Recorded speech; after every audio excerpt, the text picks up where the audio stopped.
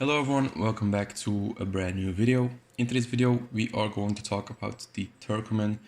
We're going to check him out, we're going to see if he's actually worth buying in Red Dead Online. So this is actually the only video for the online section of the game, not the single player. So keep that in mind. If you're looking for a new online horse, then check out the video. We're going to test him out, we're going to see if it's good. We're going to check out the stats, and we're also going to do some tests to see how stable it is, if it's good with, with alligators, grizzlies, with gunfire and all that. We're going to test them out. We're going to see how he reacts to all of that, and at the end of the video, I'm going to give you my opinion on what I think about the horse and if I think you should pick it up or not. So that's all. So if you definitely like the video, or if you want to support the channel, then definitely like and subscribe. That always helps out. And yeah, let's get right into the video. So as you can see right here, I'm actually having the Dark Bay Turkoman, which is one of my favorite coats, or one of my favorite horses in the game, as I said. So there he is, absolutely amazing horse. It looks cool, at least that's what I think. Overall, I think the Dark Bay coat is definitely the best coat on this horse. It looks cool, the colors are definitely deep and good looking colors as well. So overall, I just like the way it looks, I like the way you ride it, I like the way how it moves and all that. I'm a big fan of the Turkmen, as you probably know. So as you can see, it's a cool looking coat. You can pick this up for around $950 in the Red Dead Online, of course. So these are the stats. As you can see, we do have 8 health or 8 stamina and 10 health, which is absolutely amazing. Then we do have 9 speed and 8 accelerations. Overall, the stats are actually very good. The handling is standard, but I don't think we really see a big of a difference between the standard or the handlings. But overall, the stats are absolutely amazing. We do have 10 health, which is a big part, of course, in why I like this horse. I like a horse that is able to actually keep up with the gunfire and doesn't die easily and all that. Of course, he bucked me off right away, which is not a good sign, but just look how it looks. It's an absolutely amazing looking horse. I definitely think this is one of the coolest looking horse in the game. But we're gonna see if it's actually worth buying or not. If you don't like the horse, if you just want mainly a horse with good stats and good stableness, then we're gonna check that out as well. So overall, like I said, you can buy it for $950 with the 10 health and the 8 stamina. It's a good horse, 10 health. Not a lot of horses do have 10 health, but some horses, of course, do have 10 health and 10 stamina.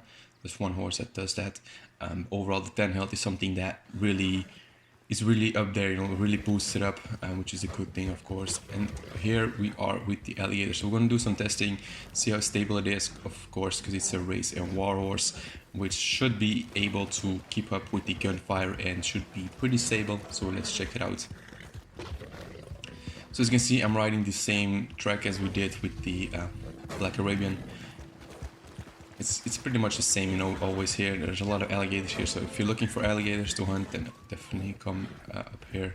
It's pretty easy. So as you can see, I'm riding past by. He does pretty good. He doesn't buck me off or doesn't kick me off right away, which I was very surprised by. Here, it bucked me off. I was taking a little bit too slow. The corner, which eventually ended up me being bucked off. He didn't run away immediately, I whistled and he came back, which is a good sign, of course. I gotta keep in mind though that the Black Arabian didn't buck me off once, which was kind of weird because this is, of course, a race / war horse. And then here he bucks me off again. So I was quite surprised by how he bucked me off and how many times he bucked me off. He bucked me 2 times already. I'm not gonna count that, of course, because that is just the game that does some weird things with the physics. But he bucked me off 2 times while I was taking a corner, which was not too good. I definitely feel like the Arabian did a little bit better up here, which is surprising. I definitely think that the Arabian, or a lot of people think that Arabian isn't that stable. But as we see right now, the Turkmen didn't do a good job on how stable it was with the actual alligators up here. So I'm gonna try again and see if he actually bugs me off. I took a corner a little bit slower than before as well, but he didn't bug me off that time, so that's a good thing, I guess. As you can see, he did a decent job. I definitely think that the Arabian did a a little bit of a better job. But then here we see the Grizzly coming up to us. I thought it was gonna buck me off, but it didn't. It actually just kept going and kept going, which was then again better than the Arabian, because the Arabian bucked me off in the first time. I wasn't able to keep control over him, and I was able to keep control over the Turkoman pretty easy. So as you can see, I'm able to ride away as well, and I'm gonna look for it again, because for some reason the Grizzly Bears just don't follow you, which I think is kind of weird that they don't follow you. But hey, better for us, you know. So here he is. He comes up running again, and I thought he wasn't gonna buck me off. I slowed down actually a lot, but he didn't buck me off. He just kept going and kept going, which, like I said, was better than the Arabian. The Arabian didn't buck me off immediately, but I was not able to control him after some time, which led to me getting bucked off.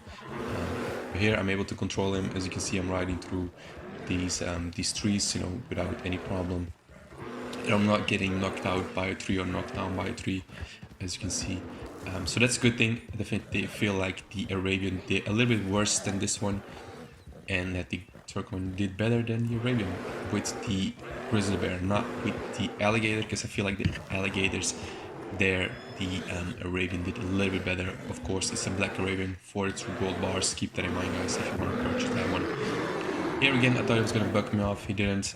The Grizzly Bear is for some reason stuck over there and doesn't do anything. So I was able to ride away.